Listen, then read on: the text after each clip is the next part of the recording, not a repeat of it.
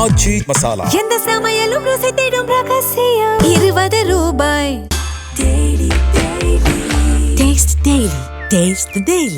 இப்போ வந்து கிட்டத்தட்ட திமுக வந்து ஆதரவு நிலைப்பாட்டுக்கு போய் நிற்கிறாங்க. இது நாள் வரைக்கும் என்ன சொன்னாங்க, நோ டீலிமிட்டேஷன் நாங்க சொல்லல, ஃபேர் டீலிமிட்டேஷன்.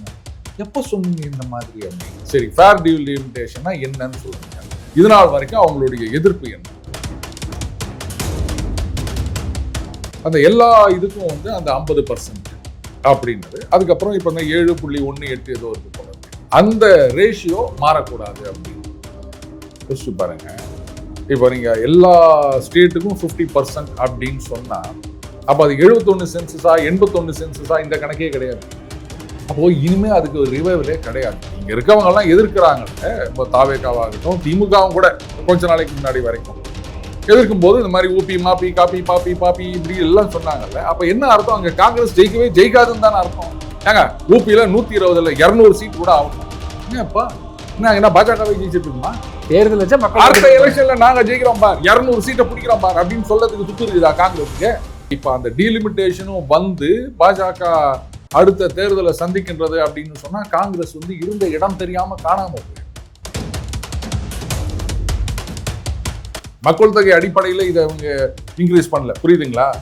எல்லா ஸ்டேட்டுக்கும் 50% அப்படின்னா அப்போ ஒரே யார்ட்ஸ்டிக் தான் அப்ளை பண்றாங்க. மக்கள் தொகை சென்சஸ் என்ன இருந்தாலும் அதுக்கு இதுக்கு சம்மந்தம் இல்லைன்றது கொஞ்சமாவது உங்களுக்கு புரிய வேணாமா? புரியல. திமுகவுக்கும் தாவேகாவுக்கும் எந்த வித்தியாசமும் இல்லை. இந்த தீர்மானத்தை போட்டு என்ன பண்ண போறீங்க நீங்க? இப்ப நான் கேட்கிறேன், இப்போ எம்பிக்கள் நீங்க தான் அங்க ஓட்டு போடுறோம். அப்போ நாங்க என்ன பண்ண போறோம் அப்படின்னு சொல்றதை விட்டுட்டு இங்க இருக்கிற எம்எல்ஏக்கள் இதை பண்ணுங்கன்னு இவங்க சொல்லிட்டு போறாங்களே, இது நியாயமா இருக்கு? இதை யாராலையும் தடுத்து நிறுத்த முடியாது. அதை தடுத்து நிறுத்தணும்னு சொன்னா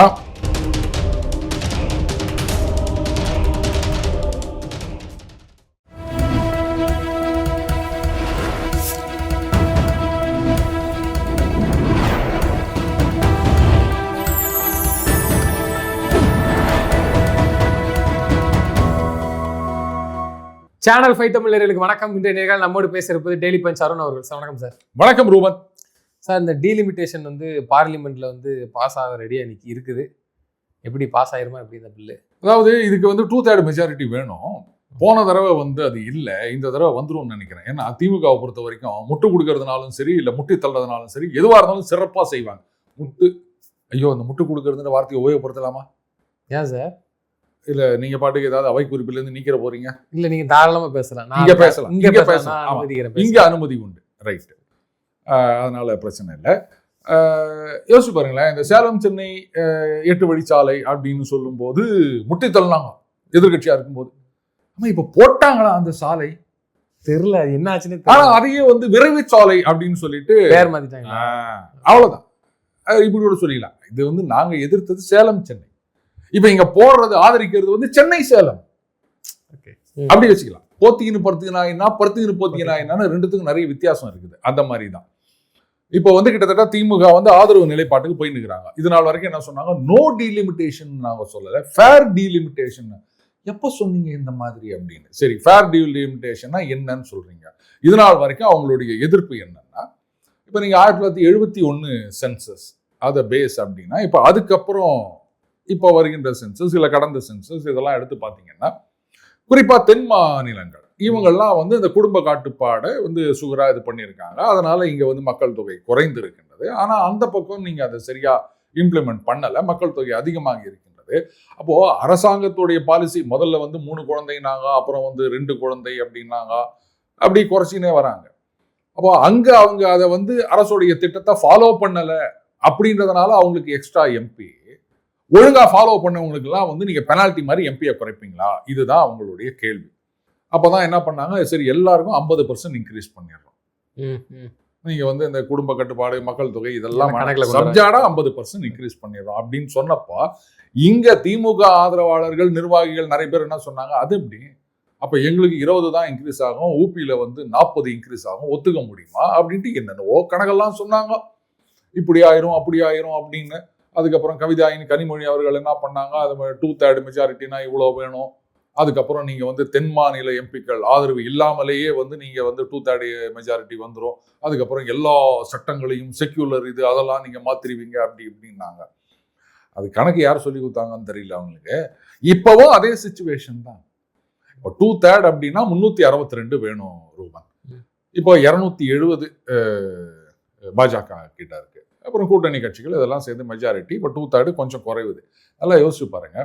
கடந்த தேர்தலில் வெஸ்ட் பெங்காலில் கொஞ்சம் சறுக்கினாங்க, ஊபியில் பெருசாக சறுக்கினாங்க, அதே மாதிரி மகாராஷ்டிராவில் சறுக்கினாங்க. இந்த 3 இதுமே இப்போ கவர் பண்ணிட்டாங்க. முக்கியமாக வெஸ்ட் பெங்கால் அங்கே ஆட்சிக்கே வந்துட்டாங்க. மகாராஷ்டிராவில் பயங்கரமான வெற்றி. ஸோ அப்போ நிச்சயமாக அது வந்து பாராளுமன்ற தேர்தல் எதிரொலிக்கும் அப்படின்னு வச்சுக்கோங்களேன். அப்போ அந்த ஊபியும் கவர் பண்ணிட்டாங்கன்னு சொன்னால் அந்த கிட்டத்தட்ட ஒரு 90 சீட்டுன்றது இதுலேயே வந்துடும். அப்போ அவங்களுக்கே 2/3 மெஜாரிட்டி வந்துடும். கூட்டணி கட்சி கூட அவங்களுக்கு தேவையில்லை. இப்போ போதாக்குறைக்கு கர்நாடகத்தில் ஜெயிச்சிருக்காங்க, தெலுங்கானால, ஆந்திரால, கேரளால இதெல்லாம் வேற ஜெயிச்சிருக்காங்க. அதெல்லாம் எக்ஸ்ட்ரா தானே. இப்போவும் அதே சிச்சுவேஷன் தானே இருக்கு. நீங்க இன்னும் பெருசா கணக்கு போட்டு அப்படி இல்லை இப்படி இல்லை இது வந்தா அப்படி ஆயிரும் அப்படின்லாம் சொல்லிட்டு இருக்கீங்க. சரி, அன்னைக்கு எதிர்த்துட்டு இன்னைக்கு என்ன சொல்றாங்க, ஒரு 3 கண்டிஷன் வைக்கிறாங்க. 1971 சென்சஸ் அதை ஃப்ரீஸ் பண்ணணும் 25 வருஷத்துக்கு, அது ஒரு கண்டிஷன். அடுத்தது அந்த எல்லா இதுக்கும் வந்து அந்த 50% அப்படின்றது. அதுக்கப்புறம் இப்போ இந்த 7.18 ஏதோ இருக்கு போல இருக்கு, அந்த ரேஷியோ மாறக்கூடாது அப்படின்னு யோசிச்சு பாருங்க. இப்போ நீங்க எல்லா ஸ்டேட்டுக்கும் 50% அப்படின்னு சொன்னா அப்ப அது 71 சென்சஸா 81 சென்சஸா இந்த கணக்கே கிடையாது. மக்கள் தொகை அடிப்படையில் இதை அவங்க இன்க்ரீஸ் பண்ணல, புரியுதுங்களா? எல்லா ஸ்டேட்டுக்கும் 50% அப்படின்னா அப்போ ஒரே யார்ட்ஸ்டிக் தான் அப்ளை பண்றாங்க. மக்கள் தொகை சென்சஸ் என்ன இருந்தாலும் அதுக்கு இதுக்கு சம்பந்தம் இல்லைன்றது கொஞ்சமாவது உங்களுக்கு புரிய வேணாமா? அப்புறம் நீங்க என்ன இது ஒரு கண்டிஷன் வேற கொண்டு போய் வைக்கிறீங்க? அந்த கண்டிஷன் தேவையே இல்லை. அது இங்க இருக்க தமிழ்நாட்டு மக்கள் கொஞ்சம் நம்பணும்ல. எடுத்த உடனே பாஜக அதான் பாத்தீங்களா, எங்க கண்டிஷன் அவங்க ஒத்துக்கினாங்க. நாங்க வந்து தமிழ்நாட்டின் உரிமைகளை விட்டு கொடுக்கவில்லை, 20 சீட்டு அதிகமா வாங்கி கொடுக்க போறோம் நாங்க இப்படின்னு சொல்லிக்கலாம். அதற்காகத்தான் இப்போ தாவேகா இதை எதிர்க்கிறீங்கன்னா எதற்காக எதிர்க்கிறீர்கள்? அதை உருப்படியா ஏதாவது ஒண்ணு சொல்லணும்ல. தமிழ்நாட்டுல பாஜக கொண்டு வரும் திட்டங்கள் பிடிக்காது, ஆகவே எதிர்க்கிறோம். அதையாவது ஓப்பனாக சொல்லிட்டு போயிருங்க. பாஜக எந்த திட்டம் கொண்டு வந்தாலும் நாங்கள் எதிர்ப்போம், அதனால தான் பண்ணுறோம் அப்படின்னு. இப்போ இந்த நவோதயா பள்ளிக்கூடங்கள் இது கூட பார்த்தீங்கன்னா இன்னைக்கு ஒரே ஒரு பத்திரிகையில் தான் அந்த செய்தியை பார்த்தேன். அது கோர்ட்டில் கேட்டிருந்தாங்க, உங்கள் ஸ்டாண்ட் என்ன சொல்லுங்க அப்படின்னும் போது அவங்க வந்து இல்லை கல்வி கட்டமைப்பு நாங்கள் தமிழ்நாட்டில் வந்து சிறப்பாக இருக்கின்றது, அதனால இது வேண்டாம் அப்படி இப்படின்னு ஏதோ ஒன்று சொல்லி நாங்கள் அதை ஏற்றுக்கிறது இல்லைன்னு இன்னைக்கு கவர்மெண்ட் சைட்லேருந்து ரிப்ளை கொடுத்துருக்காங்கப்பா. கேட்குறேன், அந்த நவோதயா பள்ளிகள் அப்படின்றது வந்து குறிப்பாக அது வந்து உண்டு உறைவிட பள்ளி, தங்கி படிக்கிற பள்ளி. அங்கு செலவு ரொம்ப கம்மி. ஒடுக்கப்பட்ட சமுதாயத்தில் இருக்கின்ற மாணவர்கள் அவங்களுக்கு நல்ல கல்வி கிடைக்கணும் அப்படின்னா ஏன் உங்களுக்கு வந்து ஏற்றுக்க மாட்டேங்கிறாங்கன்னு எனக்கு புரியல. இப்போ திமுகவுக்கும் தாவேகாவுக்கும் எந்த வித்தியாசமும் இல்லை. திமுக என்ன பண்ணிட்டு இருந்தாங்களோ அதே சரி. இப்போ இந்த டீலிமிட்டேஷனை எதிர்க்கணும்னு சொல்றீங்கல்ல, இதுல பாருங்க நாடாளுமன்ற எம்பிக்கள் எல்லாம் கூப்பிட்டாங்க. அவங்க வந்து என்ன தெரியுமா சொல்லிட்டு போறாங்க, அந்த கூட்டத்துல முடிவெடுத்தது சட்டமன்றத்துல. ஆமா, தாவேகா நாடாளுமன்ற உறுப்பினர் இல்ல, அவங்களுக்கு எது நாடாளுமன்ற, அவங்க கூட்டின கூட்டத்துல திமுக வரல, அதிமுக வரல, மதிமுக வரல, தேமுதிக வரல, வேற யாரு அவங்க கூட்டணியில இருக்கவங்க வந்தாங்க, அவ்வளவுதான். அவங்க என்ன தெரியுமா முடிவு எடுக்கிறாங்க, சட்டமன்றத்துல தீர்மானம் போட வேண்டும்னு அவங்க சொல்லிட்டு போறாங்க. எப்படிங்க எம்பிக்கள் வந்து எம்எல்ஏ என்ன பண்ணணும்னு சொல்ல, இப்ப எம்எல்ஏக்கள் நாங்கெல்லாம் கூட சேர்ந்து எம்பிக்கள் நீங்க இந்த மாதிரி தீர்மானம் போடுங்கன்னு நாங்க சொல்லணுமா? இப்ப இந்த தீர்மானம் போட்டா அது எங்க நேரா போவோம்? எங்கேயும் போவாது. இந்த தீர்மானத்தை போட்டு என்ன பண்ண போறீங்க நீங்க? இப்ப நான் கேட்கிறேன், இப்போ எம்பிக்கள் நீங்க தான் அங்க ஓட்டு போடணும். அப்போ நாங்க என்ன பண்ண போறோம் அப்படின்னு சொல்றதை விட்டுட்டு இங்க இருக்கிற எம்எல்ஏக்கள் இதை பண்ணுங்கன்னு இவங்க சொல்லிட்டு போறாங்களே, இது நியாயமா இருக்கும்? சொன்னது யாரு? கூட்டணியில் இருக்கக்கூடிய விசிகா சொன்னிச்சா? தெரியாது. அந்த கூட்டத்துல எடுக்கப்பட்ட முடிவு அப்படின்னு கொட்டை எழுத்துல தலைப்பு செய்தியில போட்டுக்கிறாங்க பத்திரிகையில. இல்ல, இந்த செயலை பார்க்கும்போது மக்களை முட்டாளாக்குற மாதிரி தான் இருக்கு. அதாவது கொஞ்சமாவது இனிமேதான் ஆகணுமா முட்டாளா? இல்ல அது தெரியுது. ஆகச்சிறந்த எம்பிக்கள், அதாவது எங்களை மாதிரி பேச முடியாதுன்னு சொல்லிட்டு தான் இவங்க வந்து இங்க எம்பியா ஜெயிச்சு போயிட்டு அங்க போய் இது பண்ணிட்டு அது பண்ணிருக்காங்க. கம்யூனிஸ்ட் என்னமோ வந்திருக்கும்னு நினைக்கிறேன் அந்த கூட்டத்தில். நிச்சயமா வந்திருப்பாங்க. அப்ப ஆகச்சிறந்த எம்பி இருக்காரு, ஜாலரா பார்க்கவே முடியாது. நீங்க மதுரைக்காரர் எம்பி ஆகச்சிறந்த எம்பி பெருசா தூக்கி போடுறாங்க, ஆனா அந்த அளவுக்கு ஒண்ணும் இல்ல. இது ஒரு பக்கா பைத்தியகாரத்தெல்லாம் தெரியும். இது இங்க பாஸ் பண்ண இங்க அப்படியே கொண்டு வந்தா ஒன்னும் அம்மஞ்சல்லிக்கு பிரயோஜனம் இல்லைன்னு தெரியும். அப்போ இருக்க மக்கள் தானே பைத்தியக்காரர் ஆகுறாங்க. அவங்க தெரிய வேண்டாமா எங்க என்ன பேசி இதை பண்ணணும்? முடிஞ்சா அங்க போய் சண்டை செய்யலாம். இப்போ ஒரு விஷயம் அவங்க புரிஞ்சுக்க மாட்டேங்கிறாங்க. இந்த டீலிமிட்டேஷன் பில் இந்த தடவையும் பாஸ் ஆகலை அப்படின்னு வச்சுக்கோங்களேன். அரசியல் சட்டப்படி வருகின்ற இன்னும் 1-2 வருஷத்துல இந்த சென்சஸ் முடிஞ்சு அதை பேஸ் பண்ணி டீலிமிட்டேஷன் கொண்டு வரணும். அப்போ இந்த 50% எல்லாம் ஒர்க் அவுட் ஆகாது. மக்கள் தொகை என்னவோ அது அடிப்படையில தான் அந்த டீலிமிட்டேஷனை பண்ணி ஆகணும். இது அரசியல் சட்டப்படி நடக்க வேண்டிய நிகழ்வு. இதை யாராலையும் தடுத்து நிறுத்த முடியாது.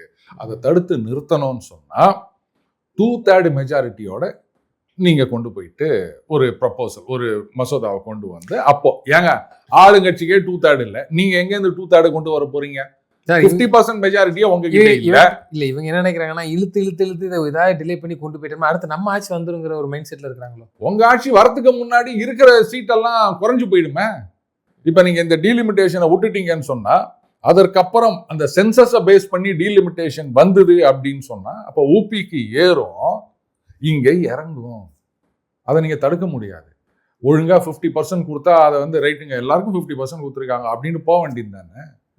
இல்லை அவங்களுக்கு 40 ஏறுதுன்னா என்ன பண்ண முடியும்? ரூபான்னு ஒரு கம்பெனியில் வேலை செய்கிறீங்க, அங்கே சூப்பர்வைசராக இருக்கிறவருக்கு வந்து 2 லட்ச ரூபா சம்பளம், ஒரு கிளர்க்காக இருக்கிறவருக்கு வந்து 50,000 ரூபா சம்பளம், சப்ஜாடா எல்லாருக்கும் வந்து 10% இன்க்ரிமெண்ட் அப்படின்னு சொன்னால் எல்லாருக்கும் 10%. ஏன்னா கிளர்க்குக்கு 5,000 தான் வருது, சூப்பர்வைசருக்கு வந்து 20,000 வருதுன்னு கேள்வி கேட்க முடியுமா? அவர் சம்பளம் அது, அதனால 10% 20,000 வருது, உன் சம்பளம் 50,000க்கு 5,000 தான் வரும், பர்சன்டேஜ் ஒன்றா தானே கொடுக்குறாங்க அப்படின்னு அதை விட்டுட்டு இல்லை அவருக்கு 20,000 எனக்கு 5 நான் ஒத்துக்க மாட்டேன்னு யாராவது ஆர்கியூ பண்ண முடியுமா? அந்த மாதிரி தான் இருக்கு. இவங்கெல்லாம் ஏதாவது ஒரு விஷயத்த முழுசா புரிஞ்சுக்கிட்டு அதை எதிர்க்கிறதா ஆதரிக்கிறதா அப்படின்னு முடிவு எடுக்கணும். இவங்க நீங்க சொன்ன மாதிரி பாஜக இது கொண்டு வந்தாலும் நாங்க எதிர்ப்போம், நாங்க எதிர்கட்சியா பதவி இல்லாம உட்காந்துங்கன்னா நாங்க ஏதாவது முட்டு குத்துக்குன்னு ஆதரிப்போம். இப்படியே போயிட்டு இருந்தீங்கன்னா என்னத்தை சரிப்பட்டு வரும்னு சொல்லுங்க. அப்ப இங்க இருக்க மக்களை ஏமாத்தி இங்க அரசியல் பண்ணதுக்கு ஒரு பெரிய ஒரு விஷயமா பாஜக இருக்கு. காங்கிரஸ் காலங்காலமா இதைத்தானே பண்ணிட்டு இருக்காங்க. இன்னைக்கு தயாநிதி மாறன் அவர்கள் ரொம்ப அழகா கேள்வி கேட்டிருந்தாரு. ரேவந்த் ரெட்டி அவர்கள் யாரு? தெலுங்கானா முதல்வர், அவர் காங்கிரஸ் முதல்வர். அவரு வந்து இதனால நம்ம சீட்டு இன்க்ரீஸ் ஆகும், இது நல்லது அப்படின்னு பேசியிருக்காரு. அவர் அவங்களால ஏதாவது கேட்க முடிஞ்சதா அப்படின்னு கேட்டிருக்காரு. இதுக்கு என்ன பதில் சொல்வீங்க நீங்க? இது கேட்டது யாரு? தயாநிதி மாறன் அவர்கள் கேட்டிருக்காரு. யாரை பார்த்து? காங்கிரஸை பார்த்து கேட்கிறாரு. ஏங்க உங்க சிஎம்ங்க அவரு சொல்லியிருக்காருங்க, டீலிமிட்டேஷன்ல நமக்கு எம்பிக்கள் உயர போகின்றது, வரவேற்கிறோம்னு சொல்லியிருக்காரு. அவர் அவங்களால கேட்க முடிஞ்சுதா? நீங்க எங்களை வந்து கேட்குறீங்களே அப்படின்றாரு. நீங்க என்ன பதில் சொல்லுவீங்க? உடனே பார்த்தீங்களா திமுக வந்து வெளிநடப்பு செய்து அதன் மூலமாக மறைமுகமாக இது வந்து பாஸ் ஆயிடுச்சுன்னு சொன்னா இது தமிழர்களுக்கு செய்யும் துரோகம், எட்டப்பன் அப்படின்லாம் வேற சொல்லிட்டு போனாரு ராகுல் காந்தி. அதை பத்தி யார் சொல்றது? அப்ப தடுத்து நிறுத்திட்டா அம்போன்னு விட்டுட்டு போக தெரியுது. ஆனா இதுக்கு மட்டும் ஆமா, நீங்க வந்து இப்ப எலெக்ஷன் ரிசல்ட் வந்த உடனே கபால் நாங்க போய் உட்காந்துப்பீங்க, அதுக்கு பேர் எட்டப்பன்னு சொல்லாம வேற என்னன்னு சொல்றது? ராகுல் காந்தி என்ன சொன்னாருன்னா, நாங்க போறோம் தாவைக்காக ஆதரவு கொடுக்குறோம், ஆனால் நாங்க திமுக எங்களோட வரலாம், நீங்க வர முடியும். அவர் அவராதாங்க அப்படித்தானே இருக்கு. எப்படி இவங்க 2 பேரும் வந்து ஒருத்தர் எதிர்த்து நின்று எலெக்ஷன்ல நின்றுட்டு அதுக்கப்புறம் ஜெயிச்ச உடனே அங்க போய் சேர்ந்துக்கிறது அப்படின்றது என்ன மாதிரியான வேலை? எப்படி அப்ப திமுகவும் தாவேகாவோட வரணும் அப்படின்னு நினைக்கிறாங்களா? தீய சக்தின்னு சொன்னாங்களா, அந்த தீய சக்தியோட கூட இருந்தது தானே காங்கிரஸ். அவர் அப்படிதான் அந்த கூட்டத்துல பேசினாரு, திமுக வரணும், இது இந்த பிரச்சனைக்கு அப்புறம் அவர் பேசுவாருங்க. அவர் பேசுறதெல்லாம் ஒரு விஷயம் எது நீங்க எதிர்கட்சி தலைவர் இருக்கு யாரு பார்லிமெண்ட்ல, அதுக்கு என்ன பண்ண சொல்றீங்க? அவர் பேசுறது அவங்க கட்சியில இருக்கவங்களே வந்து சரியா ஏத்துக்கிறது கிடையாது. அவர் ஏதோ ஒரு குற்றச்சாட்டு சொன்னாருங்க, அண்ணன் பொருளாதார மேதை ப. சிதம்பரம் அவர்கள்ட்ட கேட்கிறாங்க, கிளீனா சொல்றாரு, அது எதிர்கட்சி தலைவர் பேசினதுக்கு அவர் பொறுப்பேற்றுக் கொள்வார், இவர் கிட்டக்கே வரல. எதுக்கு நாம பாட்டுக்கு வந்து ஆமா சரி தப்புன்னு சொல்லிவிட்டு நாளைக்கு ஏதாவது வில்லங்க வந்துட போதுன்னு நினைச்சாரோ என்னவோ தெரியல.